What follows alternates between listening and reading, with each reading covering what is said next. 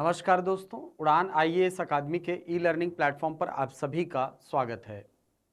दोस्तों, बहुत सारे अभ्यर्थी हमसे बार बार कह रहे थे कि सर मुख्य परीक्षा 2024 का जो प्रश्न पत्र है उसका एनालिसिस आप लेकर के आइए।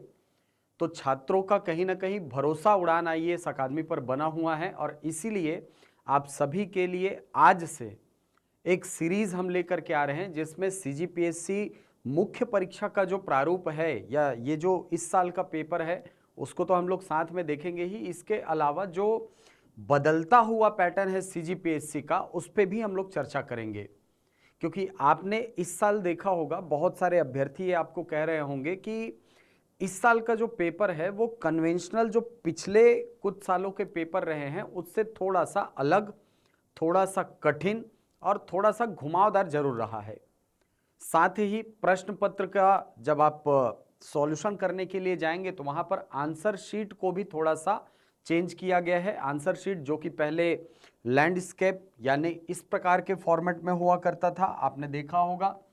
मैक्सिमम जो मार्केट में उत्तर लेखन पुस्तिकाएं हैं वो इसी फॉर्मेट में आपको मिलती हैं, लेकिन इस बार क्या किया है, इस बार उत्तर लेखन का फॉर्मेट जो है वो लगभग ऐसा बना दिया है जैसे A4 साइज का पेपर होता है तो वो पहले ऐसे आता था लैंडस्केप, अब उसको पोर्ट्रेट साइज में कर दिया गया है।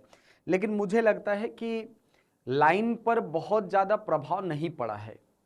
ऐसा इसलिए भी क्योंकि मुख्य परीक्षा मैंने भी आपके साथ में दिया है और चूंकि अपडेट रहने के लिए मुझे भी आपके साथ एग्जाम देना पड़ता है, तो मुझे बहुत ज़्यादा फर्क यहाँ पर नहीं पड़ा। इसका रीज़न मैं बता रहा हूँ, क्योंकि यहाँ पर जब आप पुराना आंसर शीट देखते तो वहां पर इधर के कॉर्नर वाले हिस्सों को बिल्कुल छोड़ दिया जाता था और केवल इतने भाग में ही आपको लिखने के लिए कहा जाता था। जबकि इस बार आंसर शीट जो है वो लगभग इस पैटर्न में रहा है और थोड़ा थोड़ा मार्जिन जो है यहां पर छोड़ा गया है। मतलब आंसर शीट जो है उसमें लिखने की जगह जो है वो यदि आप कंपेयर करेंगे तो बहुत ज्यादा मैं फर्क इसमें बहुत ज्यादा फर्क नहीं देखता हूं। तो बहुत सारे अभ्यर्थी बोल रहे थे कि सर एकदम से ड्रास्टिकली चेंज कर दिया है इसको लिखने के पैटर्न को। ऐसा नहीं है, आपको लिखने के लिए स्पेस लगभग उतना ही मिला है। क्यों? क्योंकि यहां पर जब आप पहले 2 नंबर के क्वेश्चन देखते थे, जैसे जीएस वाले पेपर्स में मैं बात करूं तो जैसे यहां पर 2 नंबर का क्वेश्चन है तो इसके लिए 4 लाइंस देता था, यहां पर आपको 5 लाइंस दे रहा था। इस बार हर पेपर में 2 नंबर के क्वेश्चन के लिए 5 लाइन दिया हुआ है। वैसे ही 4 नंबर के क्वेश्चन के लिए पहले आपको 8 से 9 लाइन देता था, अभी आपको लगभग 10 से 12 लाइन दिया हुआ है। ऐसा तो अगर आप कंपेयर करेंगे तो जितना उसने विड्थ में कमी किया है उतना तो 1 लाइन बढ़ाकर उसने पूर्ति कर ली है। तो मैं जो कहूंगा आपको कि भाई अब आंसर राइटिंग के लिए सर किस प्रकार की कॉपी आप इसका यूज करें, तो मेरी राय तो ये रहेगी कि देखो, आपको मेरे हिसाब से इस प्रकार के पैटर्न में जो कॉपियां आती हैं, जैसे आप स्कूल में नोट्स बनाने के लिए प्रयोग करते थे, तो वो सबसे बढ़िया आपके लिए अब इस पैटर्न में आंसर राइटिंग करने के लिए मैं बेहतर मानूंगा। ये आप यूज कर सकते हैं, बिल्कुल कर सकते हैं, लेकिन अब इसमें सही अनुमान आप नहीं लगा पाएंगे वर्ड लिमिट का। इसीलिए अब मेरी राय ये रहेगी कि आप कोशिश कीजिए कि इस वाले पैटर्न में जो कॉपियां होती हैं उसका प्रयोग करें और इस प्रयोग में ही अपने आंसर राइटिंग की प्रैक्टिस करें। तो ये तो हो गई बात, जो एकदम बेसिक चीजें जो लिखने के स्तर पर बदली हैं वो रही बात। अब यदि मैं बात करूं कि इस सीरीज में हम क्या करने वाले हैं, तो इस पूरी श्रृंखला में हम क्या करेंगे कि जो भी मेंस 2024 का पेपर है, मेंस 2024 का पेपर, इस पे तो हम लोग बात करेंगे ही, इस पे तो हम लोग चर्चा करेंगे ही कि मेंस 2024 में जो प्रश्नों का स्तर रहा है वो कैसा रहा, कैसे शिफ्टिंग हुआ है आपके क्वेश्चन के पैटर्न में। क्योंकि पहले जहां पर ज्यादा से ज्यादा आपको फैक्ट ओरिएंटेड क्वेश्चन मिलते थे, वर्ष 2024 में आपको एनालिटिकल क्वेश्चन ज्यादा मिले हैं, यानी तार्किक जो प्रश्न हैं वो आपको ज्यादा मिले हैं। फैक्ट ओरिएंटेड क्वेश्चन पहले जैसे आपको पूछा जाता था, आपने पढ़ा होगा कि हड़प्पा कालीन 2 स्थलों के नाम लिखो और वहां से प्राप्त होने वाले जो चीजें हैं उसके बारे में बताओ। इस बार पैटर्न बिल्कुल बदल दिया। इस बार उसने क्या पूछा? इस बार उसने पूछा था कि वैदिक कालीन जो समाज है वो सबसे उत्कृष्ट समाज माना जाता है, क्यों माना जाता है? आप पेपर नंबर 3 की बात करें तो इस प्रकार के क्वेश्चन में आपको एकदम से चेंज देखने को मिला है। तो इन क्वेश्चंस को कैसे टैकल करना है और कैसे आप बेहतर अंक अर्जित कर सकते हैं इस पर्टिकुलर पैटर्न से, इसमें हम लोग चर्चा करेंगे। और रही बात कि इस बार जो मेंस 2024 का एग्जाम दिए हैं, तो सीधी सी बात है, आप जो अभ्यर्थी जिन्होंने एग्जाम दिया है, ये पेपर केवल आपके लिए कठिन नहीं था, इस बात को आप समझिए। ये पेपर अगर कठिन था तो कंपैरेटिवली सबके लिए कठिन था। अगर पेपर नंबर 4 किसी का बिगड़ा है तो भाई सबका बिगड़ा है। क्यों बिगड़ा है? क्योंकि अगर आप 10th का बुक पढ़ करके गए थे तो बाकी सब भी 10th की ही बुक पढ़ करके गए थे। अगर आपका सोशियोलॉजी वाला हिस्सा बिगड़ा है तो सबका सोशियोलॉजी वाला हिस्सा बिगड़ा है। रीजन यही है कि भाई वहां पर क्वेश्चन सबके लिए एक समान ही था।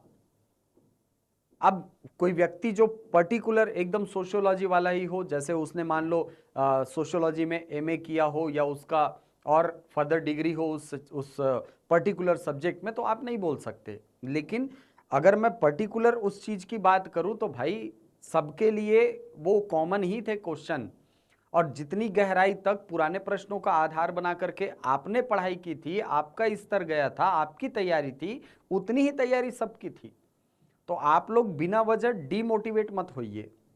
हाँ, ये मैं बिल्कुल मानूंगा कि पेपर नंबर 4 जो है वो मतलब जितना सोचा गया था उससे बहुत ज्यादा कठिन था। इसकी कठिनाई का एक कारण मैं आपको बता रहा हूं, इस बार प्रश्न जो थे वो 10वीं स्तर के नहीं थे। बहुत सारे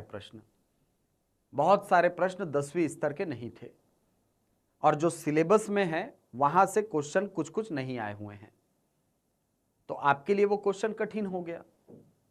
तो क्या सिलेबस के बाहर से आने वाले क्वेश्चन बाकी सबके लिए कठिन नहीं होंगे? आप खुद ये सोचिए।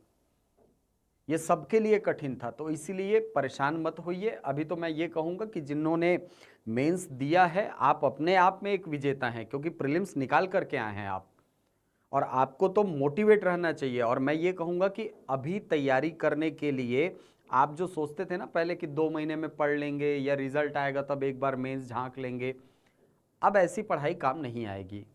आपको प्रॉपर 1 साल की तैयारी लगेगी। आपको पूरा 1 साल प्रॉपर तैयार करना होगा। आप अगर 1 साल नहीं दोगे अपनी तैयारी को, सारे सब्जेक्ट्स को, अपने सिलेबस को, अपनी आंसर राइटिंग को, अपने प्रेशर सोखने की क्षमता को, क्वेश्चन के टैकल करने के तरीके को, तो मान करके चलिए कि मुख्य परीक्षा आपको आगामी समय में भी तकलीफ देने वाली है। तो मेरी राय ये रहेगी कि अभी से बिल्कुल आप थोड़ी करके तैयारी शुरू कर दीजिए। और मैं ये कहूंगा कि अभी शुरुआत के जो 4 महीने हैं, मतलब अक्टूबर नवंबर तक का जो समय है आपका, अभी जुलाई चल रहा है, जुलाई अगस्त सितंबर अक्टूबर, ये 4 महीने आप सीजीपीएससी मेंस की तैयारी में दीजिए। मेंस की तैयारी में देंगे तो 4 महीने में मेरे हिसाब से 1 से 2 बार आपका मेंस का सिलेबस कंप्लीट हो जाएगा। अगर आप रेफरेंस बुक भी पढ़ते हैं तो बिल्कुल आपका 1 से 2 बार आप आराम से इसको तैयार कर सकते हैं। अब उसके बाद नवंबर जैसे ही आएगा आप प्रीलिम्स की तैयारी में लग जाइए। फरवरी में आपका प्रीलिम्स होना है, तो लगभग 3.5 महीने आपको प्रीलिम्स की तैयारी के लिए लगेंगे। उसके बाद जैसे ही प्रीलिम्स का एग्जाम होगा, फिर से अपने आप को वापस से मेंस की तैयारी में झोंक दीजिए। इससे होगा ये कि जब आप मेंस की सिलेबस को 1 से 2 बार कंप्लीट कर चुके होंगे तो आपके अंदर अलग ही प्रकार का कॉन्फिडेंस रहेगा कि भाई हाँ, मैंने ये चीज पढ़ी है, मुझे ये चीज याद है। और यहां से अगर क्वेश्चन थोड़ा सा पलट कर भी देता है, यानी अगर थोड़ा सा पैटर्न को चेंज करके भी देता है, तो मैं सक्षम हूं कि ऐसे क्वेश्चन को टैकल कर सकता हूं। तो आपको समझना होगा कि भाई मुझे अपनी तैयारी की रणनीति जो है वो कैसे कैसे बनानी है। और अगर आप ये सोच रहे होंगे कि सर आखिरी के 2 महीने पढ़ लेंगे मेंस क्लियर हो जाएगा, ना, इस पैटर्न में तो मैं कहूंगा असंभव है, लगभग असंभव है ये। क्यों असंभव है?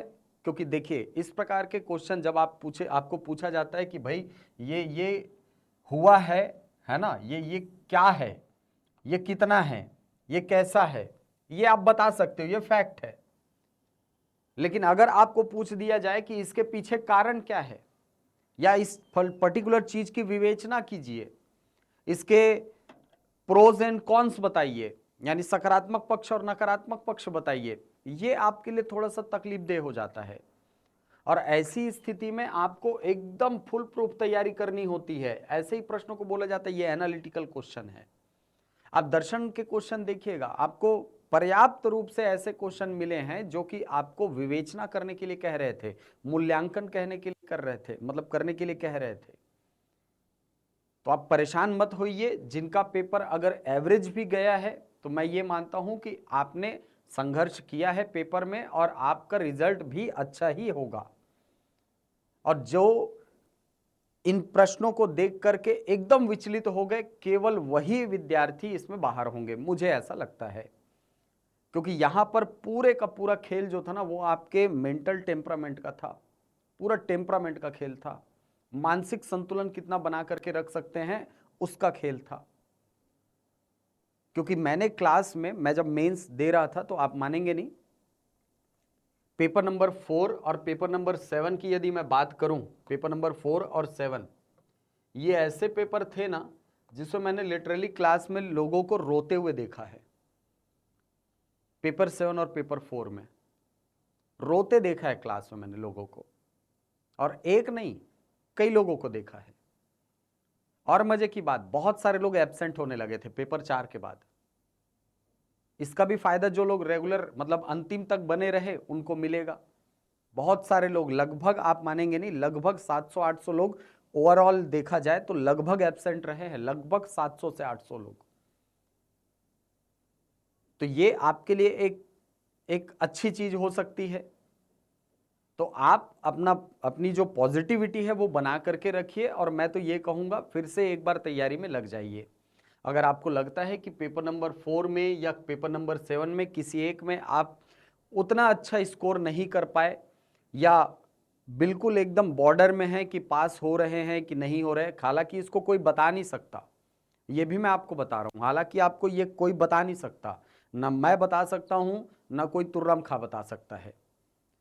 ये केवल और केवल लोक सेवा आयोग ही बता सकता है आपको कि पेपर कैसे चेक होगा। सारा का सारा चीज अब निर्भर करता है कि पेपर कैसे चेक हो रहा है। क्योंकि अगर पेपर पिछले साल की भांति अगर चेक हुआ, आप यकीन मानो बहुत सारे लोग पेपर 4 में निपट जाएंगे, बहुत सारे लोग पेपर 7 में निपट जाएंगे, बहुत सारे लोग।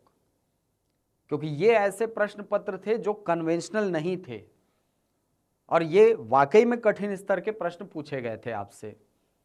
आपको पूछ रहा है उसमें AICTE में कर्मा को बताइए। अब AICTE आपने पढ़ा है, जो पार्ट 3 वाला हिस्सा था पेपर 7 में, वो सब में आप जो इंस्टीट्यूशंस हैं उनके बारे में पढ़ते हो, उनकी योजनाओं को आप नहीं पढ़ते हो।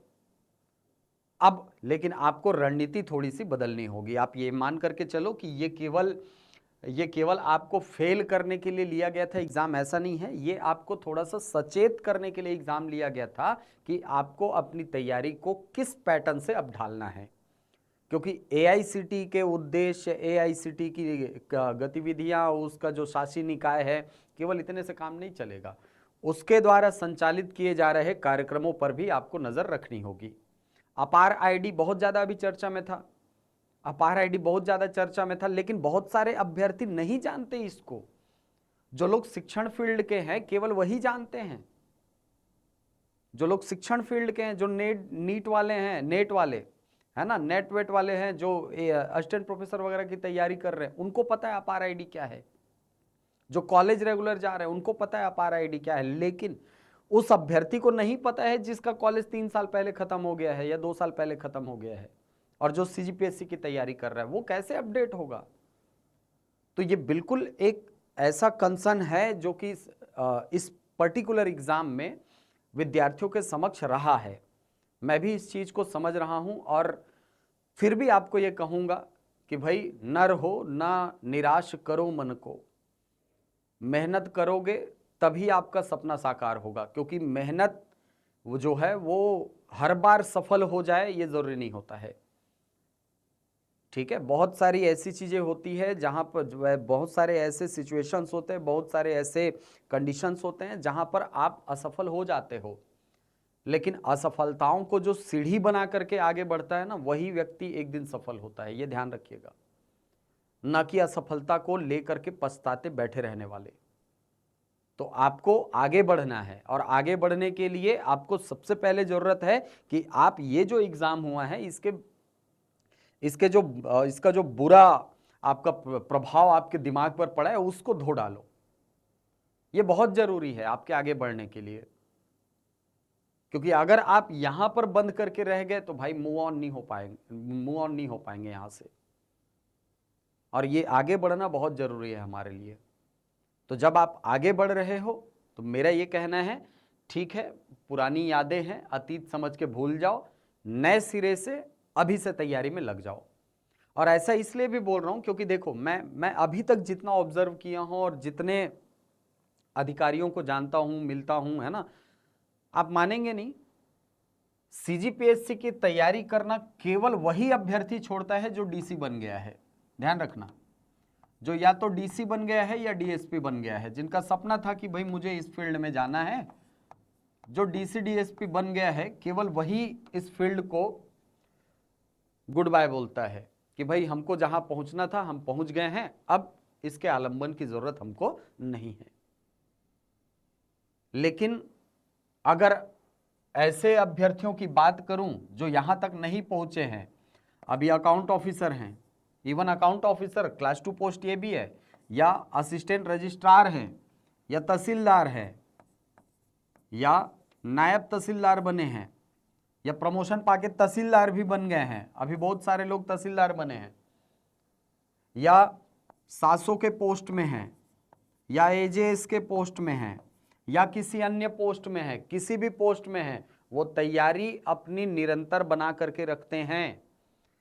मतलब ये मान करके चलो कि अभी जैसे 246 पोस्ट है, टोटल 246 पोस्ट है, इसमें गिनती के ही तो पोस्ट जो है वो आपके डीसी के हैं, गिनती के मेरे ख्याल से 10% भी नहीं होंगे, और 10% भी नहीं है इसका मतलब आप समझो, मतलब 24 पोस्ट भी नहीं है वहां पर, आप डीसी का देखोगे तो मतलब बाकी के जो लोग बचे ना वो बिल्कुल तैयारी करते ही रहेंगे अगली बार भी।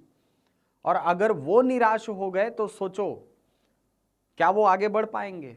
नहीं बढ़ पाएंगे। तो सेम मेंटेलिटी आपको डेवलप करनी है कि भाई मुझे अभी संतुष्ट नहीं होना है, मुझे अभी हार नहीं माननी है, क्योंकि अगर मैं हार मान गया तो भाई मेरे परिवार का क्या होगा, मेरे सपनों का क्या होगा जो मैं लेकर के यहां आया हूं, जो मैं घर वालों को इतने दिन से बोल रहा हूं कि भाई मैं अधिकारी बनूंगा, मैं अधिकारी बनूंगा, मैं बन के दिखाऊंगा। लेकिन ये आपके मार्ग में थोड़ा सा रोड़ा है, इसको पार करना भी जरूरी है, पार करना बहुत जरूरी है।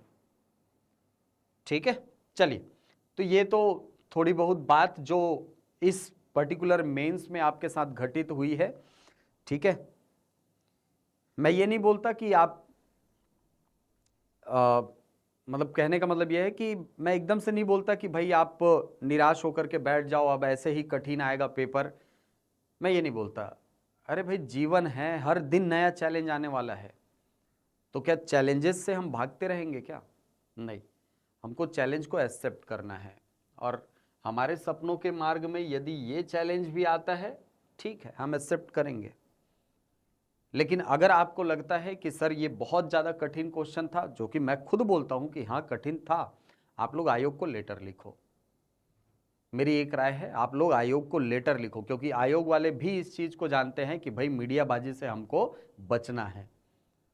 तो आप लोग एक काम कर सकते हो कि हम जो विद्यार्थी हैं, हम एक लेटर लिख करके बिल्कुल ले जा करके दें आयोग में, और बताएं कि भाई ऐसी ऐसी समस्या विद्यार्थियों को इन पेपर्स में आ रही है, आप सिलेबस के बाहर से क्वेश्चन आ रहे हो, बना रहे हो, उसमें हम बाहर हो जा रहे हैं, उसके कारण हम सही से कॉम्पीट नहीं कर पा रहे, क्योंकि ये कहीं ना कहीं पेपर नंबर 4 जो है ना, वो जो आर्ट्स बैकग्राउंड वाले बच्चे हैं, जो कॉमर्स बैकग्राउंड वाले बच्चे हैं, उनके लिए घातक पेपर है ये, घातक, मैं शब्द बोल रहा हूं, घातक पेपर है ये, बहुत भयानक पेपर है। अगले दिन सो नहीं पाए होंगे बच्चे कि सर इतना भयानक पेपर कैसे आ सकता है, ये आया है पेपर। तो आपको बिल्कुल इस चीज की शिकायत, अपनी बातों को बिल्कुल रखना चाहिए लोक सेवा आयोग के सामने, और रखेंगे तभी वो आगे आपसे, आपके संबंध में या इसके संबंध में कोई कार्यवाही करते हुए दिखेंगे। ठीक, चलिए, तो फिलहाल आज हम लोग चर्चा करेंगे मुख्य परीक्षा 2024 के अंतर्गत जो हिंदी और छत्तीसगढ़ी के प्रश्न पत्र हैं उनकी। अब हिंदी छत्तीसगढ़ी में भी अगर मैं बोलूं ना, तो हिंदी छत्तीसगढ़ी में भी कुछ ऐसे प्रश्न थे जिनका जवाब तो मुझे नहीं लगता कि वहां पर जितने लोग एग्जाम दिए उनमें किसी के पास होगा, खासकर राइटर वाले हिस्से में, आगे जाकर के देखेंगे। चलिए, तो सबसे पहले हिंदी भाषा के प्रश्नों को एनालिसिस करना शुरू करते हैं। शुरुआत में 4 क्वेश्चन आपको दिए गए हैं, एक एक नंबर के 4 क्वेश्चन हैं, यानी 4 नंबर के एक एक क्वेश्चन। चलिए, 2 समान मूल स्वरों के मिलने से बनने वाले स्वर को क्या कहते हैं, आसान प्रश्न था। संयुक्त स्वर औ किन 2 स्वरों के मेल से निर्मित है, विच्छेद करके लिखिए, आसान प्रश्न था।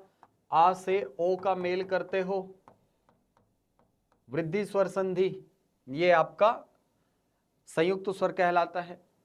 ल अंतस्थ है अथवा ऊष्म, मेरे हिसाब से बहुत प्रश्न आसान था, अंतस्थ वर्ण है। अय ध्वनि का उच्चारण स्थल क्या है, तो कंठ तालव्य है, आप सभी पढ़ करके गए होंगे, ऐसी उम्मीद कर रहा हूं, क्योंकि ये एकदम बेसिक क्वेश्चन है। और उच्चारण स्थल, वर्ण, स्वर, व्यंजन, ये ऐसा सेक्शन है जहां से 3-4 क्वेश्चन या 3-4 नंबर के क्वेश्चन लगभग हर मेंस में आए हैं। इसके बाद क्वेश्चन नंबर 2, निम्नलिखित वाक्य के रेखांकित अंश में प्रयुक्त कारक का नाम लिखिए। अब देखिए यहां पर भी 4 क्वेश्चन हैं एक एक नंबर के। पहला है निधि लेखनी से पत्र लिखती है। अब लेखनी से बोल रहे हैं, मतलब यहां पर लेखनी जो है वो माध्यम का कार्य कर रहा है, इसीलिए यहां पर करण कारक होगा, करण कारक है। निम्नलिखित में से कौन सा वाक्य सही है, तो इसमें इस गांव में घर घर यही कहानी है, इस गांव के घर घर में यही कहानी है, ये दोनों आपको वाक्य दिए हैं, इसमें आपको सही पहचानना है। तो इसका आंसर होगा इस गांव के घर घर में यही कहानी है। निम्नलिखित वाक्य में अव्यय संबंधी दोष नहीं है, तो इसका आंसर होगा मात्र 2 रुपए में क्या मिलेगा। इसका कारण केवल और ही पुनरावृत्ति मानी जाती है, और पुनरावृत्ति का दोष वाक्य के अंतर्गत होने वाला एक प्रमुख दोष है। इसके बाद निम्नलिखित वाक्य के रेखांकित अंश में कौन सा कारक है, तोता पिंजरे में बैठा है, तो सर ये अधिकरण कारक है। आप जब कारक पढ़ते हैं तो 8 कारक होते हैं हमारे यहाँ, कर्ता ने कर्म को करण से, संप्रदान के लिए आपादान से, संबंध काके की, अधिकरण में पर और संबोधन है अरे। तो उस स्थिति में अधिकरण का चिन्ह होता है में और पर, तो उसके ठीक पहले वाला शब्द जो होता है वो अधिकरण होता है। प्रीलिम्स की क्लास में आपने कई बार देखा है, मैराथन क्लास में कई बार बताया हूं ये मैं आपको। तो मतलब कुल मिला के शुरुआत के जो 8 नंबर के क्वेश्चन है, मुझे नहीं लगता कि ये बहुत ज्यादा टफ है, और यहां से आसानी से आप पूरा नंबर उठा सकते थे। इसके बाद अगला क्वेश्चन, निम्नलिखित शब्दों के एक एक पर्यायवाची शब्द लिखिए। एक एक पर्यायवाची आपको लिखना है, ठीक है सर। अब देखिए यहां पर कुछ प्रश्न जो थे ना इस पर्टिकुलर हिस्से में, यानी तत्सम, तद्भव, विलोम हो गया, आपका पर्यायवाची हो गया, सारे क्वेश्चन एकदम से बनने वाले नहीं थे, क्योंकि एग्जाम हॉल का प्रेशर मैं भी समझ रहा हूं। एग्जाम हॉल में सारे क्वेश्चन बन जाएं इस पर्टिकुलर सेक्शन से जरूरी नहीं है। क्यों ऐसा, इसलिए क्योंकि ये ऐसे सेक्शन है ना जो हर कोई हम लोग पढ़ने की कोशिश करते हैं, बिल्कुल करते हैं, लेकिन सर एग्जाम हॉल में डिप्टो याद आ जाए जरूरी नहीं होता है। तो ऐसी स्थिति में ठीक है, देखते हैं ये क्या है ना। आप चाहे तो मिला सकते हैं इसको, जैसे मरीची, मरीची बोला जाता है किरण, सूर्य की किरण, ठीक है, जो लाइट रेज होती है उनको बोला जाता है मरीची। तो इसके पर्यायवाची में किरण हो सकता है, रश्मि हो सकता है कि नहीं, मयूख हो सकता है इसका पर्यायवाची। कौमुदी, कौमुदी बोला जाता है चांदनी को, यानी जो तारे होते हैं उनको, तो चांदनी हो सकता है इसका। नियति भाग्य को बोला जाता है, भाग्य को बोला जाता है नियति। फणींद्र बोला जाता है वासुकी, फणी यानी सांप, ध्यान रखना, फणी धन इंद्र दो शब्दों से मिलकर बना है। फणी का मतलब होता है सांप, तो सांपों का राजा, तो आप शेषनाग भी बोल सकते हैं, वासुकी भी बोल सकते हैं, नागराज भी बोल सकते हैं, तो ये इसका पर्यायवाची होता। तो 2 नंबर का क्वेश्चन था पर्यायवाची का, आधे आधे नंबर के 4 थे, अगर एक आध गलत हो भी गया तो आधे नंबर के लिए आप मतलब आधा नंबर जो है आपका कटेगा, बाकी में आपको नंबर मिलेंगे। इसके बाद निम्नलिखित शब्दों के विलोम शब्द लिखना है आपको। अकेला, अब इसमें बहुत सारे लोग बोल रहे हैं कि सर अकेला का जो विलोम शब्द होता है वो अकेला का होता है साथ, या अकेला का होता है सहित, लेकिन अगर आप विनय कुमार पाठक की किताब को पढ़ेंगे तो वहां पर अकेला शब्द का विलोम दिया गया है दुकेला। अब मॉडल आंसर के हिसाब से देखिए, वो वहां पर दुकेला शब्द को ही आंसर मानेगा, ठीक है, तो दुकेला इसका सही विलोम शब्द बनेगा। उच्छिष्ट, उच्छिष्ट का विलोम होता है सभ्य। भौतिक, भौतिक यानी होता है लौकिक, तो भौतिक का हो सकता है एक तो आध्यात्मिक हो सकता है, भौतिक, या पारलौकिक हो सकता है, अभौतिक हो सकता है, इसका पर्यायवाची अभौतिक भी हो सकता है। अगला निर्विकल्प, निर्विकल्प का हो सकता है वैकल्पिक, या हो सकता है सविकल्प, सविकल्प भी हो सकता है, क्योंकि निर्विकल्प का मतलब होता है विकल्प से रहित, जिसमें विकल्प ना हो, तो वैकल्पिक हो सकता है जिसका विकल्प हो, सविकल्प भी होता है विकल्प के साथ, तो ये भी इसका विलोम शब्द हो सकता है। निम्नलिखित शब्दों के एक एक तत्सम शब्द लिखिए। अंगरखा, अंगरखा का होता है अंगरक्षक, अंगरक्षक। अब देखो मजे की बात, संस्कृति शब्द दिया है और आपको पता होगा कि संस्कृति शब्द जो है वो खुद में संस्कृत का ही शब्द होता है, संस्कृति, तो संस्कृति का आपको कुछ नहीं, आपको फिर से संस्कृति ही लिखना था, लेकिन मेरे हिसाब से इस प्रकार के प्रश्नों का कोई औचित्य नहीं बनता, ये खराब प्रश्न था, ये नहीं देना चाहिए था, क्योंकि संस्कृति शब्द खुद संस्कृत का शब्द है, तो उसका क्या तत्सम बनेगा, संस्कृत का शब्द ही तो तत्सम होता है। अब उसके पूर्ववर्ती शब्द में तो आप जा नहीं सकते ना, क्योंकि वैदिक संस्कृत हमारे पास अंतिम लिखित जो टेक्स्ट है हमारे पास वो संस्कृत ही है, वैदिक संस्कृत, तो हमारे पास तत्सम के रूप में यदि देखा जाए तो संस्कृति शब्द ही मिलता है, तो संस्कृति शब्द ये संस्कृति ही होगा इसका। कौड़ी, क्लास में कई बार बताया है मैंने, ये कपर्दिका ये होता है, वैसे ही खप्पर खरपर होता है, ऐसा खरपर। मंडूक, अब देखो अगला क्वेश्चन है आपका, एक एक तद्भव रूप लिखना है, तो मंडूक का होता है मेंढक। लोचन भी संस्कृत का शब्द है और लोचन का तद्भव भी लोचन ही होता है, लोचन का तद्भव लोचन ही होता है। श्रृंखला, श्रृंखला का सांकल होता है, ऐसा सांकल। लक्षपति लखपति,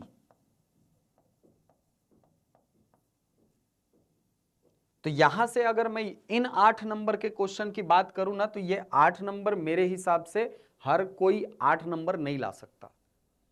क्यों नहीं ला सकता? क्योंकि देखो कहीं ना कहीं वो छूटेगा, वो 7 नंबर ला सकता है, वो 6.5 नंबर ला सकता है, लेकिन 8 में 8 उसका नहीं आएगा। क्यों नहीं आएगा? इसमें वो फंस सकते हैं, लोचन शब्द में, संस्कृति शब्द में, या उच्छिष्ट शब्द में फंस सकते हैं, या कौमुदी शब्द में फंस सकते हैं। 8 में 8 नहीं आएंगे, यहां पर आएगा लगभग 7 से लेकर के 6.5 अंक, आप पूरा बनाओगे तो। ठीक, चलिए आगे बढ़ते हैं। द्वंद्व समास को परिभाषित करते हुए एक उदाहरण लिखिए। बहुत आसान सा क्वेश्चन था, 2 नंबर का क्वेश्चन है, परिभाषा के लिए 1 नंबर है और उदाहरण के लिए 1 नंबर, तो कुल मिलाकर 2 नंबर का क्वेश्चन। ठीक है। निम्नलिखित सामासिक पदों का विग्रह करते हुए उनके नाम लिखिए। तो आसान है, जन्मांध, जन्म से अंधा, तत्पुरुष समास लिख देते। अब यहां पर बहुत सारे लोग ना इसमें ये जो अपना करण तत्पुरुष है ना, करण तत्पुरुष में भी से होता है, जन्म से अंधा, और या तो अपादान कारक, अपादान में भी से का प्रयोग होता है, दोनों जगह पर से का प्रयोग होता है, करण में भी और अपादान में भी। तो बहुत सारे लोग ना विद्वता बताने के लिए वो खोज रहे थे कि सर इसको तत्पुरुष के अंदर जाकर के हम बताएं आंसर। जरूरत नहीं होती मेंस में अगर आप केवल तत्पुरुष लिखोगे तो भी पूरा नंबर मिलेगा यहां से। तो क्यों इतना शोध कार्य परक एकदम आंसर लिखना है अपने को? उसके चक्कर में कई सारे गलत करके आए हैं, क्योंकि एक्चुअल में होता है ये अपादान, और बहुत सारे लोग इसको लिख करके आए हैं करण तत्पुरुष में। तो ये नहीं करना था आपको सीधे लिखना था तत्पुरुष समास, आपके नंबर बच जाते। ठीक है, तो अगली बार के लिए थोड़ी सी सावधानी इस संबंध में रखिएगा। अगला है राजा रानी। अब इसमें लोग खोज रहे थे चिन्ह को, राजा रानी, ऐसा राजा रानी, बीच में डैश लगा होगा तो द्वंद्व लगा देंगे। अरे डैश के बिना भी द्वंद्व समास हो सकता है, जैसे कृष्णार्जुन, कृष्णार्जुन द्वंद्व समास का उदाहरण है, कृष्ण और अर्जुन। वैसे ही राजा रानी, राजा और रानी। बहुत सारे लोग इसमें लिख करके है राजा की रानी, नहीं, वो राज रानी होता। अगर राजा की रानी अगर देना होता तो वो राज रानी लिखा होता। ये लिखा है राजा रानी, मतलब राजा और रानी है यहां। तो जिन्होंने इसको सही बनाया, सही क्वेश्चन को समझ लिया, वो तो बहुत अच्छी बात है, लेकिन कुछ लोग इसमें गलती करके आए हैं। चलो अगली बार अगला क्वेश्चन, छठा क्वेश्चन है, स्वर संधि को परिभाषित करते हुए 2 उदाहरण लिखिए। अब इसमें सबसे अच्छा ये था कि इसमें पर्याप्त लाइन दिए हुए थे, तो अगर आप चाहते ना तो स्वर संधि को परिभाषित कर सकते थे एक लाइन में कि 2 स्वरों के मेल से उत्पन्न विकार को स्वर संधि कहते हैं, एक लाइन में खत्म हो जाता। उसमें आप बता सकते थे कि इसके 5 भेद होते हैं, और नीचे उसके बाद फिर 2 उदाहरण लिख देते, वो भी सही था। या यदि आप सीधे ऐसे भी लिखते कि स्वर संधि की परिभाषा, तो हेडिंग डाल देते डॉट लगाकर, स्वर संधि, आप परिभाषा लिख दिए, यहां पर आप परिभाषा लिख दिए कि 2 स्वरों के मेल से उत्पन्न विकार को स्वर संधि कहते हैं, उदाहरण 1, 2, खत्म, तो भी पूरे नंबर मिलेंगे, कोई दिक्कत नहीं है। यहां पर आप मेरे हिसाब से तो ये क्वेश्चन जो है वो समय बचाने वाला हिस्सा था, समय बचाने वाला सेक्शन था। आप यहां पे समय बचा सकते थे, तो पूरा प्रकार नहीं भी लिखते तो भी चलेगा, कोई दिक्कत नहीं है, क्योंकि यहां पर आपको स्वर संधि की परिभाषा और उसके उदाहरण केवल पूछा है, प्रकारों की बात नहीं भी करोगे तो चलेगा, लेकिन जगह था तो आप चाहे तो लिख भी सकते थे। आगे बढ़ते हैं। निम्नलिखित शब्दों का संधि विच्छेद करते हुए संधि का नाम लिखे। बहुत आसान था, वाक जाल व्यंजन संधि, क्योंकि वाक धन जाल होता है। व्यंजन संधि का उदाहरण है मनोहर, मनः धन हर, मनः धन हर। विसर्ग संधि का उदाहरण है, ये व्यंजन संधि का जस्ट पहला ही नियम है, पहला नियम 1-3 का नियम, और मनः धन हर ये आता है विसर्ग संधि का नियम नंबर 6, तो ये आपको पढ़ना था। इसके बाद 7वां क्वेश्चन, निम्नलिखित उपसर्गों से एक एक शब्द की रचना कीजिए। तो एक एक शब्द आपको चारों उपसर्ग से बनाने थे। वैसे ही अगला क्वेश्चन, निम्नलिखित प्रत्ययों में एक एक शब्दों की रचना कीजिए, तो पूरे शब्द यहां पर बनाए जा सकते थे। यहां पर मेरे हिसाब से एक गलती सीजीपीएससी ने की है। क्या गलती की है सर? आलू ऐसा लिखा है, जबकि एक्चुअल में आलू जो है प्रत्यय के रूप में ल में छोटे उ की मात्रा होती है, जैसे दयालु, कृपालु, है ना, ये तो आलू प्रत्यय में ल में छोटा उ होता है भाई, बड़ा उ नहीं होता है।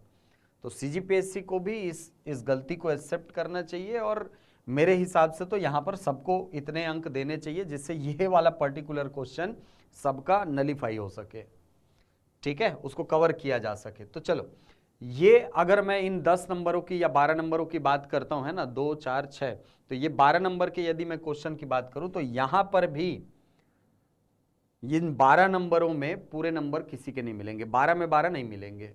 क्यों नहीं मिलेंगे? एक, ये आहर प्रत्यय में कंफ्यूज हुए होंगे सब, आहर प्रत्यय में कि क्या बनाए सर यहां से।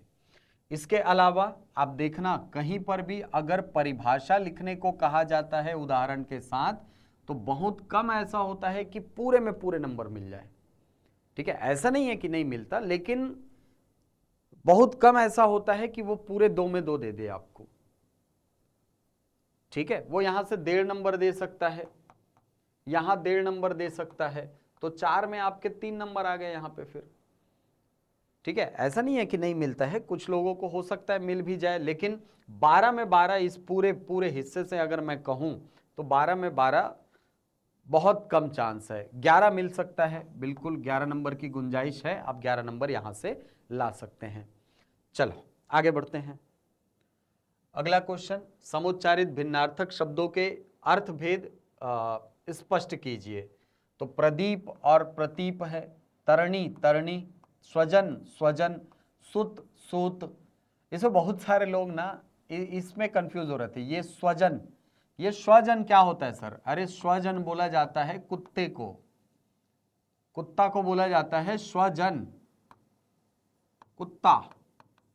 श्वान शब्द सुना होगा आपने, ये श्वान शब्द सुना होगा, ये श्वान शब्द से ही स्वजन बना है। कुत्ते बहुजन बहुवचन हो जाएगा, ये कुत्ता से कुत्ते हो जाएगा, ध्यान रखना, ठीक है। चलिए, तो ये क्वेश्चन आसान थे। प्रदीप मतलब जो दीप्त हो, दीप्तमान जो होता है वो प्रदीप कहलाता है।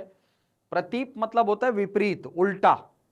एक अलंकार होता है हमारे यहाँ प्रतीप अलंकार, जो जो भीजे कामरी त्यों त्यों उज्जवल होए। ये तो प्रतीप मतलब उल्टा, उल्टा, ठीक है। या अनुरागी चित्त की गति समझे नहीं कोई, जो जो डूबे श्याम रंग, श्याम रंग त्यों त्यों उज्जवल होए। मतलब जैसे जैसे आप उसमें डूबते जाओगे काले रंग में, वो उतना ही उज्जवल होता जाएगा। ये प्रतीप अलंकार है। प्रतीप मतलब उल्टा, ठीक है। तरणी मतलब सूर्य होता है, तरणी मतलब नाव होता है। णा में छोटी ई है मतलब वो सूर्य का पर्यायवाची, और बड़ी ई है मतलब वो नाव का पर्यायवाची। जैसे आप रामचरितमानस में पढ़ते हैं इसको कि राम नाम भव सागर तरणी, तरणी सरिस हिय कलिमल दहनी। मतलब राम का जो नाम है वो भव सागर को पार करने के लिए तरणी है, नाव है, और तरणी सरिस हिय कलिमल दहनी मतलब सूर्य के समान हृदय की कलुषता का विनाश करने वाला है राम नाम। तो यहां से आप उसको पकड़ सकते थे अगर आपको ये याद होता चौपाई तो स्वजन स्वजन ये तो क्लियर होगा। स्वजन मतलब अपने लोग, स्व यानी मेरा, ठीक है। जन मतलब लोग, तो अपने लोग जो अपने होते हैं, रिश्तेदार होते हैं, वो स्वजन कहलाते हैं। सुत और सूत, सुत सूत, सुत मतलब बेटा, सूत मतलब कपास, जो रुई होती है उसको बोला जाता है सूत, धागा। तो आप यहां से इसको पकड़ सकते थे। और अगर इसमें आप 4 नंबर का क्वेश्चन है तो मेरे हिसाब से तो आना चाहिए था पूरा 4 में 4। ये आसान हिस्सा था, अगर आप पढ़ करके जाते आपको पूरे 4 में 4 नंबर मिलते। आगे बढ़ते हैं। निम्नलिखित वाक्यांशों के लिए एक एक सार्थक शब्द बनाइए। अब ये ऐसा हिस्सा है ना जिसमें लोग बहुत कंफ्यूज होते हैं। जैसे न बहुत ठंडा न बहुत गर्म। अब इसको सामान्य शब्दों में आप लिखते हो गुनगुना, गुनगुना लिख सकते हो, कोई दिक्कत की बात नहीं है। इसी को आप समशीतोष्ण भी लिखते हो, समशीतोष्ण भी लिखते हो, उसका भी मतलब होता है गुनगुना। लेकिन अब ये इस बात पर डिपेंड करेगा कि भाई अगले आदमी के पास मॉडल आंसर में क्या रखा है।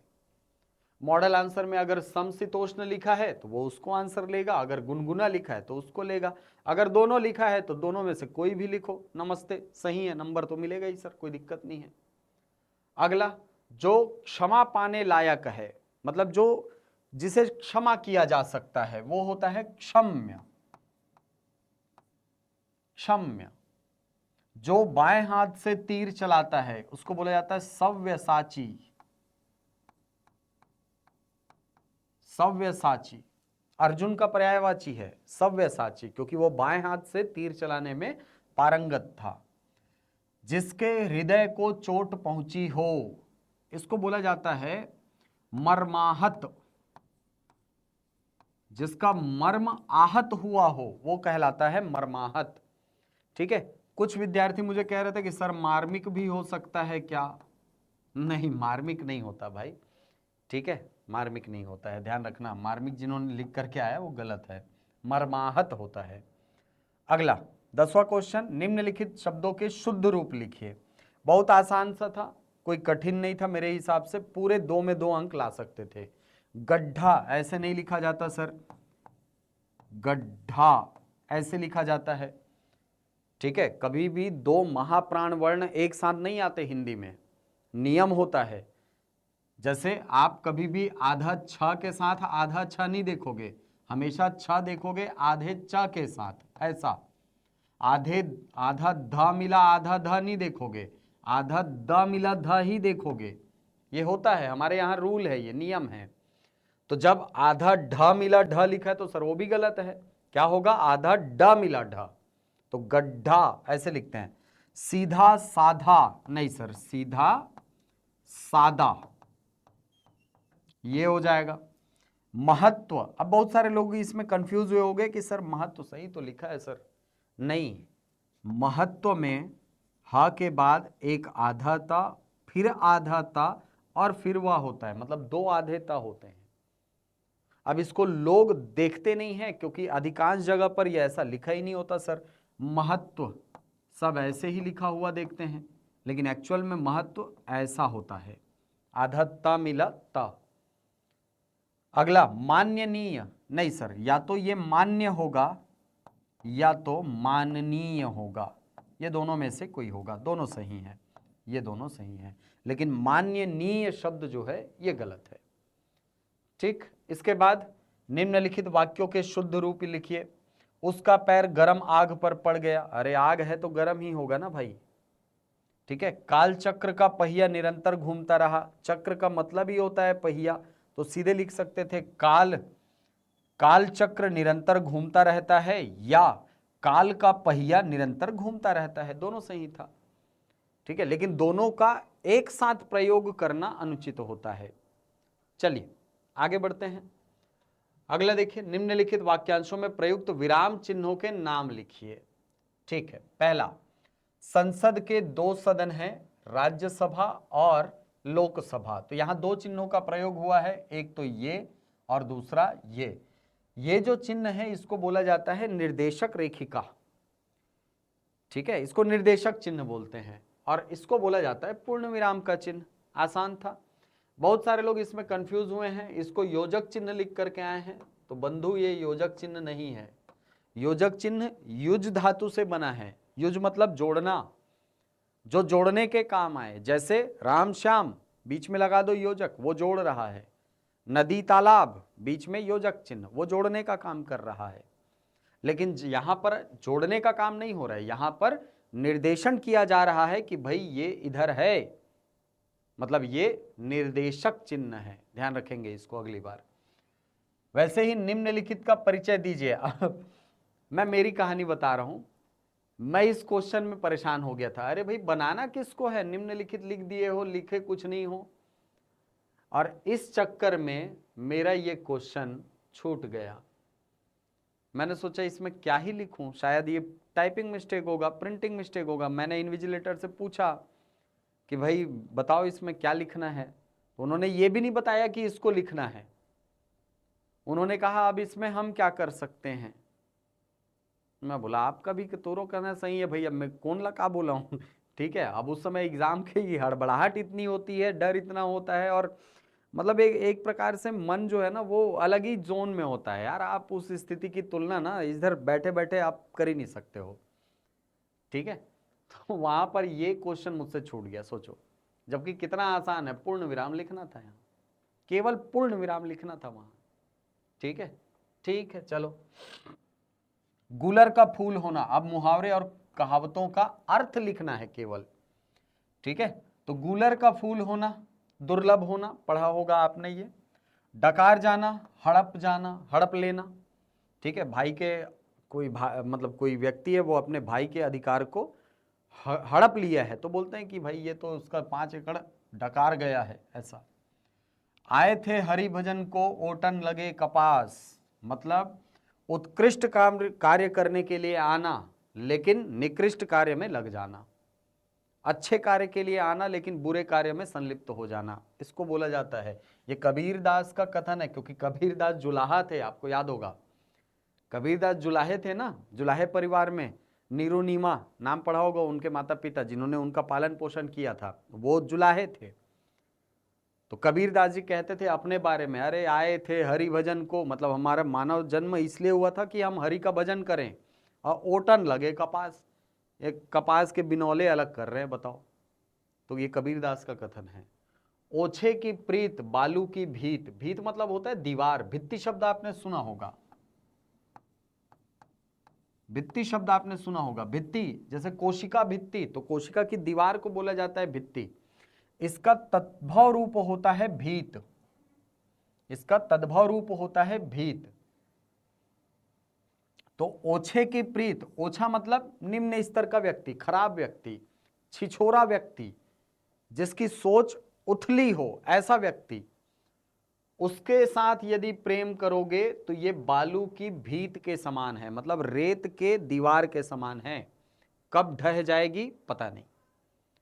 ठीक, तो एक लाइन में आपको ये लिखना था। ठीक, अगला, हाँ मैं इसकी बात कर रहा था, निम्नलिखित रचनाओं के लेखक के नाम लिखिए।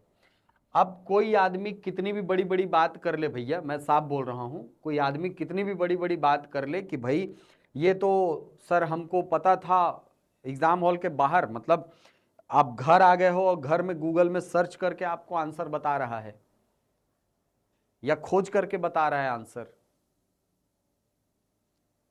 ये क्वेश्चन एग्जाम हॉल में सॉल्व होने वाले नहीं थे, सारे के सारे नहीं बोल रहा हूं, कुछ क्वेश्चन जैसे ये पड़ाव 5 नहीं पता है भाई, किसी किताब में नहीं मिलेगा आपको, दुखिया गरीब किसान नहीं मिलेगा आपको, स्नेही जी की रचना आपको नहीं मिलेगी इसमें, हंस आप पता है, हंस आपको आपने पढ़ा होगा अगर इनके बारे में, प्रेमचंद जी के बारे में, तो प्रेमचंद की एक पत्रिका थी, है ना हंस,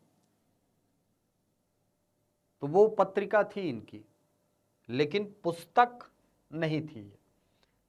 वैसे ही सुराज गीत, सुराज गीत तो खैर बहुत एकदम पचर्रा क्वेश्चन है, द्वारिका प्रसाद तिवारी विप्र सब पढ़ के ही गए होंगे, कई बार एग्जाम में आया हुआ है सुराज गीत, है ना, द्वारिका प्रसाद तिवारी विप्र डीपी विप्र जी की रचना है। हंस एक बार बना सकते हो आप, सुराज गीत एक बार बना सकते हो, लेकिन ये दोनों आप नहीं बना सकते भाई एग्जाम हॉल में, मुझे लगता है। जिन्होंने इसको जो इसको बनाने का दावा कर रहे हैं ना, जो बोल रहे हैं कि ये सरल था, भैया भूल जाओ, ये नहीं बनता एग्जाम हॉल में, बहुत कठिन प्रश्न थे, नहीं पढ़ के गए बच्चे इसको। ठीक है, चलो निम्नलिखित प्रश्नों के उत्तर दीजिए। महाभारत में द्रौपदी खंड काव्य के रचनाकार का नाम लिखिए। ठीक है, ओके, आसान था। धनबहार के छाँव में आप पढ़ते हैं सुधा वर्मा जी के बारे में, धनबहार के छाँव में उनकी रचना है।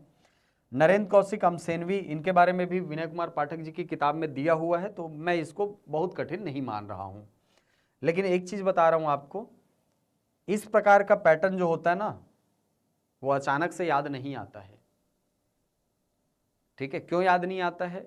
इसलिए याद नहीं आता है सर, क्योंकि हम लोग क्या करते हैं, सुराज गीत द्वारिका प्रसाद तिवारी, है ना, इस पैटर्न में याद करते हैं, सुबह की तलाश अपूर्वा नरेंद्र देव वर्मा, इस पैटर्न में याद करते हैं। लेकिन आपको क्वेश्चन इस पैटर्न में पूछा है सर, आपको राइटर का नाम देख के पूछा है, चलो इसको बताओ, तो ये आपके लिए थोड़ा सा कठिन हो जाता है। तो बहुत सारे विद्यार्थी इसको बनाने से चूके भी होंगे, मैं इस चीज को बिल्कुल मान सकता हूं कि भाई ये क्वेश्चन सबके लिए आसान नहीं था। डोकरी के कहानी, ये मुझे नहीं लगता कि कोई बनाया होगा। तो इन 3 में से, मतलब इन 4 क्वेश्चन में से मैं ये कहूँगा 2 क्वेश्चन सरल थे, 2 क्वेश्चन बनाए जा सकते थे, 2 क्वेश्चन थोड़े से कठिन थे, 2 क्वेश्चन थोड़े से परेशान करने वाले थे। चलिए निम्नलिखित प्रश्नों के उत्तर दीजिए। अब ये हिंदी साहित्य का इतिहास है। इसमें पहला क्वेश्चन 1 नंबर, 1 नंबर और 2 नंबर, मतलब 3 क्वेश्चन आए हैं 4 नंबर का। ग्रियर्सन ने वीरगाथा काल को किस नाम से पुकारा? सब पढ़ते हैं, चारण काल के नाम से पुकारा था। ठीक है, आसान था। हिंदी साहित्य के इतिहास लेखन का सबसे पहला प्रयास एक फ्रेंच विद्वान का समझा जाता है, उनका नाम बताइए। अब इसमें ना साहित्य का नाम लिखने की जरूरत नहीं थी, सीधे लिख देते गारसा दत्त तासी, खत्म। इतना बस लिख देते ना, गारसा दत्त तासी, आपको पूरे नंबर मिल जाएंगे, कोई दिक्कत नहीं है। अगर आप लिख करके आए हैं निश्चिंत रहिए, नंबर पूरा मिलेगा। आचार्य हजारी प्रसाद द्विवेदी ने हिंदी साहित्य के इतिहास को 4 कालों में विभक्त किया, उनके नाम लिखे। आसान था, ठीक है, आसान था। आप पढ़ते हैं आदिकाल के बारे में, आदिकाल, पूर्व मध्यकाल, उत्तर मध्यकाल, आधुनिक काल, 4 काल इन्होंने बताया था। हिंदी साहित्य के युगों के नामकरण पर 100 शब्दों में एक सारगर्भित टिप्पणी लिखिए। अब ये क्वेश्चन आया है आपका 4 नंबर का, 4 नंबर का क्वेश्चन आया है, ठीक है। इस पर्टिकुलर क्वेश्चन की यदि मैं बात करूं ना, तो ये क्वेश्चन के लिए स्पेस भी ठीक ठाक दिया हुआ था, ठीक है। अब इस समस्या ये आती कि सर इसमें लिखना क्या है, क्योंकि अलग अलग साहित्यकारों के यदि आप विभाजन को लिखने के लिए बैठोगे तो आपके लिए जगह कम पड़ जाएगा, और अगर आप युगीन प्रवृत्तियों के आधार पर लिखने के लिए जाओगे तो वहां पर आपको फिर से एक बार रेफरेंस देना पड़ेगा, या तो आचार्य रामचंद्र शुक्ल का रेफरेंस देना पड़ेगा, या हजारी प्रसाद द्विवेदी का, या मिश्र बंधु का, या किसी और साहित्यकार का रेफरेंस देना पड़ेगा। तो किया क्या जाए, ये समस्या आती है।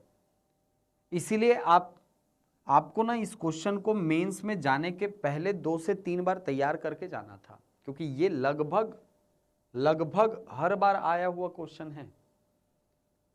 हाँ, पूछने का तरीका अलग था। जैसे आदिकाल के नामकरण पर टिप्पणी लिखिए, क्वेश्चन आया हुआ है। वैसे ही रीतिकाल के नामकरण पर टिप्पणी लिखिए, क्वेश्चन आया हुआ है। भक्तिकाल के नामकरण पर टिप्पणी लिखिए, आया हुआ है। इस पैटर्न में क्वेश्चन अभी तक आया हुआ है, लेकिन चारों को मिला करके अगर आपको क्वेश्चन दे दिया, यानी आप पढ़ेंगे आदिकाल यानी वीरगाथा काल, दूसरा आप पढ़ते हैं भक्ति काल, फिर पढ़ते हैं रीति काल, उसके बाद पढ़ते हैं आधुनिक काल या गद्य काल, आचार्य रामचंद्र शुक्ल का विभाजन। इन कालखंडों का यदि आप नामकरण देखेंगे ना, तो वहां पर आपको युगीन प्रवृत्तियों को तो लिखना ही पड़ता है, साथ में इन कालों का अलग अलग नाम किन्ने क्या क्या रखा है वो भी हमको देना होता है। जैसे आदिकाल को अलग अलग साहित्यकारों ने अलग अलग नाम दिया है, जिसमें आप नाम पढ़ते हैं, ग्रियर्सन ने चारण काल कहा है, आचार्य रामचंद्र शुक्ल ने प्रारंभ में उसको कहा था आदिकाल, बाद में उसको वीरगाथा काल कहा है। महावीर प्रसाद द्विवेदी का नाम पढ़ते हैं, बीजवपन काल कहा है उन्होंने। राहुल सांकृत्यायन का नाम पढ़ते हैं, जिन्होंने उसको सिद्ध सामंत काल कहा है। आप डॉक्टर रामकुमार वर्मा का नाम पढ़ते हैं, जिन्होंने उसको संधि काल कहा है। तो अलग अलग साहित्यकारों ने तो उसको अलग अलग नाम दिया है, संधि काल एवं चारण काल, डॉक्टर रामकुमार वर्मा। तो आप पूरे कालखंड के अलग अलग साहित्यकारों के द्वारा दिए गए नाम के आधार पर भी इस आंसर को फ्रेम कर सकते थे यदि चाहते तो आंसर लिखने का पैटर्न बहुत सारा है इसका, मेरे ये कहने का मतलब है बहुत सारा पैटर्न है इसको लिखने का। तो सर सही आंसर किसको माना जाएगा? आंसर सभी सही है। अब सारा का सारा चीज डिपेंड करता है कि सीजीपीएससी के मॉडल आंसर में क्या होगा। सर मॉडल आंसर में क्या होगा, क्या उसने युगीन प्रवृत्तियों को लिख करके आंसर बनाया है, कि अलग अलग साहित्यकारों के आधार पर जो नामकरण हुआ है उसको आधार बनाया है, या किसी और चीज को आधार बना करके नामकरण पर टिप्पणी लिखा है। ठीक है, फिर भी मैं अगर कहूं कि दोनों पैटर्न भी अगर आप लिखे हो, दोनों में से कोई भी पैटर्न लिखे हो, तो मुझे लगता है 2 से 2.5 नंबर आपको आसानी से मिल सकते हैं, 2 से 2.5 नंबर यहां से उठाए जा सकते हैं। अगला क्वेश्चन ये था, आपको इसको पढ़ना था और पढ़ करके आपको इसका आंसर देना था। 8 नंबर का आपको अनसीन पैसेज पहला वाला, और दूसरा अनसीन पैसेज भी आपको 8 नंबर का, मतलब 16 नंबर तो भैया इस बार अनसीन पैसेज से आया है। सोचिए 16 नंबर के क्वेश्चन अनसीन पैसेज से। अब ये 16 नंबर आपको बनाने थे। इसमें ये वाला पैसेज तो बहुत आसान था मेरे हिसाब से, ठीक है, क्योंकि इसमें एकदम फैक्ट फैक्ट फैक्ट फैक्ट लिखना था। जैसे भक्ति आंदोलन की कोई एक विशेषता लिखिए तो आप बता दो इस भक्ति आंदोलन की पहली विशेषता है कि वह अखिल भारतीय है, एक लाइन का आंसर है। आंध्र प्रदेश में कृष्णोपासना के संकेत कब से मिलते हैं, तो इसके बारे में आंध्र प्रदेश लिखा ही होगा, देखिएगा आप। आंध्र प्रदेश में कृष्णोपासना के चिन्ह पाए जाते हैं कब से? दूसरी सदी, ईसा की दूसरी शताब्दी से ही। 5वीं से 9वीं शताब्दी के बीच भक्ति आंदोलन का प्रमुख केंद्र कहाँ था? तो तमिलनाडु मेरे हिसाब से यहाँ पर आंसर लिखा होगा, ये देखिए, भक्ति आंदोलन का प्रमुख स्रोत रहा। वैसे चंडीदास का संबंध भारत के किस प्रांत से रहा? तो बंगाल इसका आंसर होगा, ये देखिए, बंगाल में चंडीदास। अब अगला जो क्वेश्चन था, 5वां क्वेश्चन, रेखांकित पंक्ति की व्याख्या 100 शब्दों में कीजिए। अब इस रेखांकित पंक्ति में कहाँ है? भारत के विभिन्न प्रदेशों में भक्त कवि लगभग 1500 वर्ष तक जनता के हृदय को अपनी अमृतवाणी से सींचते रहे। तो इसको आपको 100 शब्दों में इलेबोरेट करना था, इसका पल्लवन करना था, एक तरीके से देखा जाए। अभी तक आप संक्षेपण करते आए हैं, इसका क्या करना था? पल्लवन करना था सर, मतलब इसको विस्तारित करना था। इस पेज के आधार पर, इस पैसेज के आधार पर आपको इसको पल्लवित करना था। तो इसको आपको थोड़ा सा इस पैसेज को 2 से 3 बार पढ़ना पड़ता। 2 से 3 बार पढ़ने के बाद जो कीवर्ड्स हमारे दिमाग में आ रहे हैं, जो चीज़ें सार तत्व हमारे समझ में आ रहे हैं, उनको हमको यहाँ पर इन 100 शब्दों में पिरोना था, ये काम था। और यकीन मानो इन 4 नंबर में से 4 नंबर किसी को नहीं मिलने वाला, वो नंबर काटता है, इस सेक्शन में नंबर कटते ही हैं, ठीक। ये 4 नंबर आपको पूरे मिल सकते हैं, कोई दिक्कत की बात नहीं, लेकिन ये 4 नंबर में पूरे नंबर नहीं मिलने वाले। अब इस बार ये देखो 16 नंबर का क्वेश्चन आपका पत्र लेखन से, 16 नंबर पत्र लेखन से भाई बम्पर इनाम है, ठीक है। अगर आप इसको अच्छे से पढ़ करके गए हो, और इस बार मजे की बात, ब्लैंक पेपर दिया हुआ था आपको पत्र लेखन के लिए, अभी लाइन नहीं था इस बार ब्लैंक पेपर दिया हुआ था पत्र लेखन करने के लिए। पत्र लेखन के चारों प्रश्न के लिए आपको ब्लैंक जगह दी गई थी और वहां पर आपको शब्दों को लिखना था। तो ये अच्छा है मेरे हिसाब से, ब्लैंक पेपर देना एक अच्छी चीज है पत्र लेखन जैसी पर्टिकुलर चीज के लिए, क्योंकि वहां पर एकदम से वर्ड लिमिट में आप बांध देंगे बोलोगे तो फिर वो पत्र लेखन नहीं रह जाता, वो फिर कुछ और ही बन जाता है। वहां पर सारी चीजों को एकदम हौच पौच करके लिखना पड़ता है। तो मेरे हिसाब से ये अच्छा इनिशिएटिव था कि वहां पर पत्र लेखन जैसे पर्टिकुलर चीज के लिए आपको ब्लैंक पेज दिया गया था। शासकीय पत्रों के 8 प्रकार, आसान सा प्रश्न है, 8 के नाम लिखने थे। इसके बाद प्रेस विज्ञप्ति से आप क्या समझते हैं स्पष्ट कीजिए। यानी मूल क्वेश्चन यदि देखा जाए तो इसमें प्रेस विज्ञप्ति को आपको समझाना है और 8 टाइप के पत्रों के नाम लिखने हैं। लिख देना था आपको पृष्ठांकन से लेकर के प्रतिवेदन, प्रतिवेदन से लेकर के आपका जो अधिसूचना है वहां तक, सारे पत्रों के नाम आपको लिख देने थे इसमें 8 प्रकार के। अगला क्वेश्चन, और अच्छी चीज बता रहा हूं, देखो ये शासकीय पत्र है ना, ये पहला, ये दूसरा, ये तीसरा, ये चौथा, 4 तो नाम यही लिखा हुआ है भाई। थोड़ा सा दिमाग लगाते तो शासकीय पत्रों में 4 के नाम तो यही लिखे हुए हैं, आप इसको लिख सकते थे, कार्यालयीन आदेश लिख सकते थे आप। चलिए आगे बढ़ते हैं। अधिसूचना से आप क्या समझते हैं स्पष्ट करते हुए इसका प्रारूप लिखिए। अधिसूचना आसान सा प्रश्न था। ऐसी सूचनाएं या ऐसे पत्र जो सरकार के राजपत्र में प्रकाशित होती हैं उनको अधिसूचना कहा जाता है, नोटिफिकेशन कहा जाता है। ये राज्यपाल या राष्ट्रपति की अनुमति से ही प्रकाशित किए जाते हैं। इनको प्रसारित करने का या इनको प्रकाशित करने का जो अधिकार होता है वो शासकीय, अशासकीय या अर्धशासकीय तीनों प्रकार की जो संस्थाएं होती है उनके पास होता है, लेकिन अंत में जारीकर्ता के नाम के स्थान पर राज्यपाल के नाम से तथा आदेशानुसार लिख करके जारीकर्ता का हस्ताक्षर करना पड़ता है।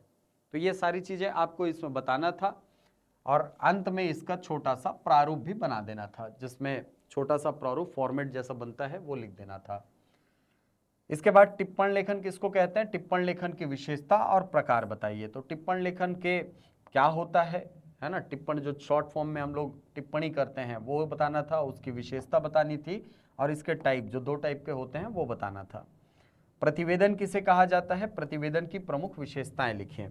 अब यहां पर देखो प्रतिवेदन की विशेषताएं लिखा है, लेकिन यहां पर जब नोट लिखा है ना, नोट लिखा है तो इसमें आपको हिंट किया गया है कि भैया इसका प्रारूप भी लिख ही देने लगे हाथ। देखो ना, जहां पर फॉर्मेट लिखना होता है ना वहां पर आपको ये लाइन लिखे मिलते हैं कि भाई यहां पर ये लिखो, ठीक है, फॉर्मेट लिखो, और फॉर्मेट लिखवाने के लिए वो ये इन लाइनों का प्रयोग करता है। ठीक है, चलिए, तो ये 4 पत्र आए थे शासकीय पत्र, आपको इसमें से आंसर लिखना था। अगला क्वेश्चन, निम्नलिखित अंग्रेजी शब्दों के हिंदी रूप लिखिए।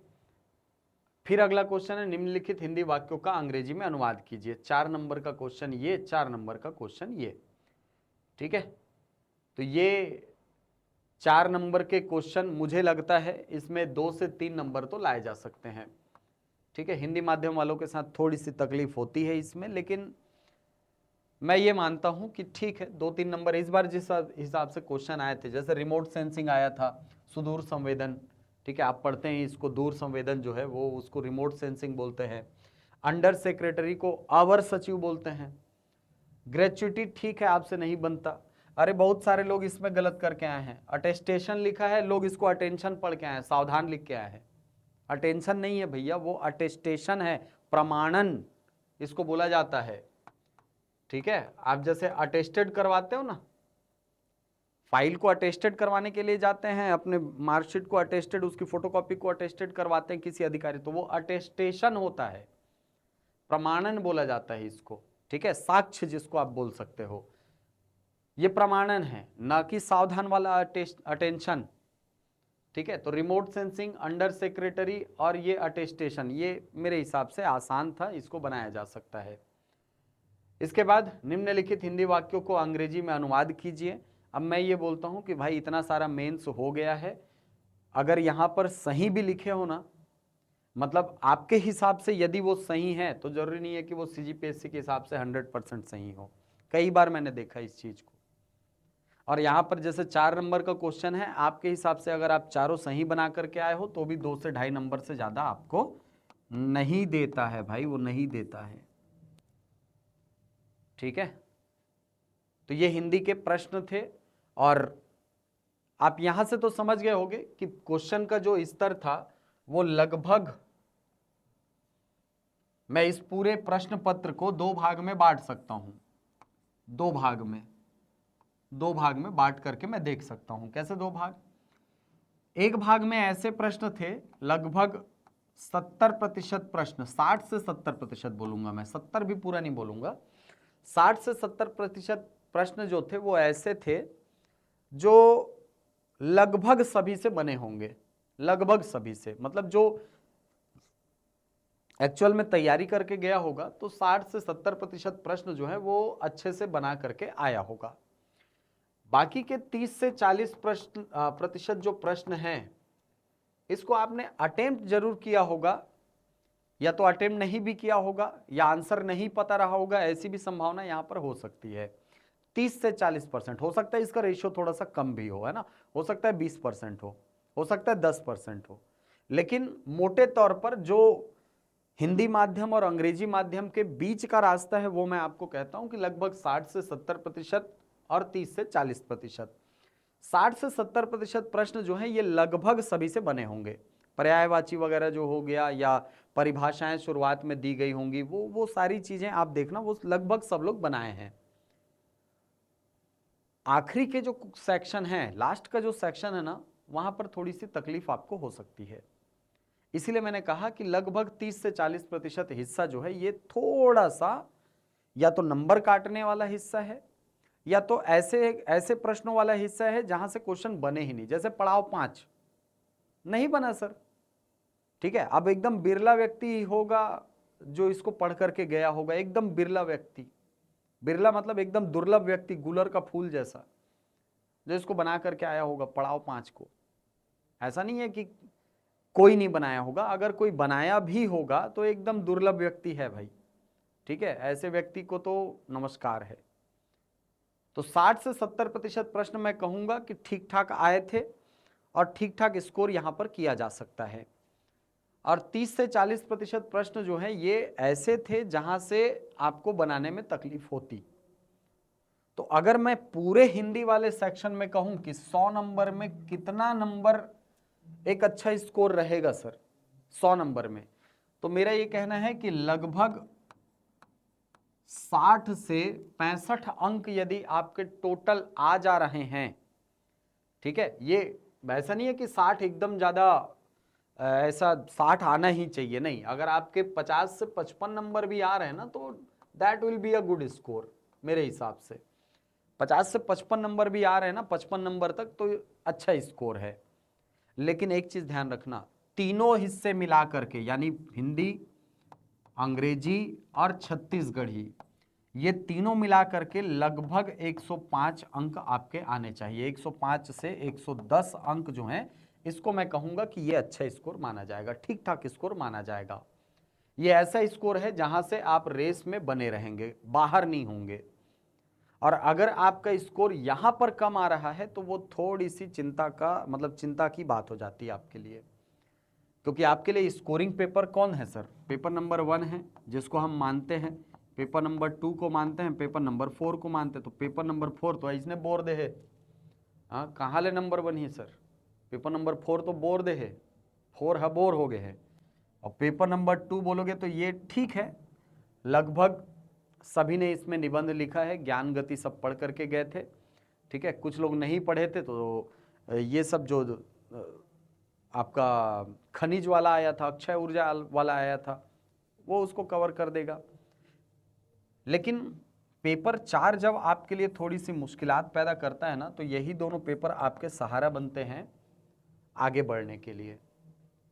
और अगर आप इसमें भी पीछे रह जाओगे तो वो थोड़ी सी दिक्कत आपके लिए खड़ी कर सकता है।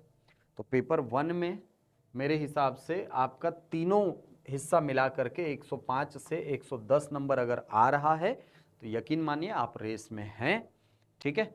अब अगले हिस्से में हालांकि मुझे छत्तीसगढ़ी भाषा को भी डील करना था, लेकिन मैं सोच रहा हूं कि इसको अगली एक आध वीडियो में आपके लिए लेकर के आऊँगा, क्योंकि मेरी क्लास का समय हो गया है, ठीक है। तो मैं बिल्कुल आपके लिए बहुत जल्द आऊँगा और जो पार्ट 3 है इस पर्टिकुलर पेपर का, उस पर आपसे चर्चा करूँगा, ठीक। चलिए, तो मिलते हैं अगली वीडियो में। अगर आपको कोई भी सजेशन देना हो या अगर कोई भी सुझाव देना हो तो बिल्कुल कमेंट बॉक्स आपके लिए खुला है।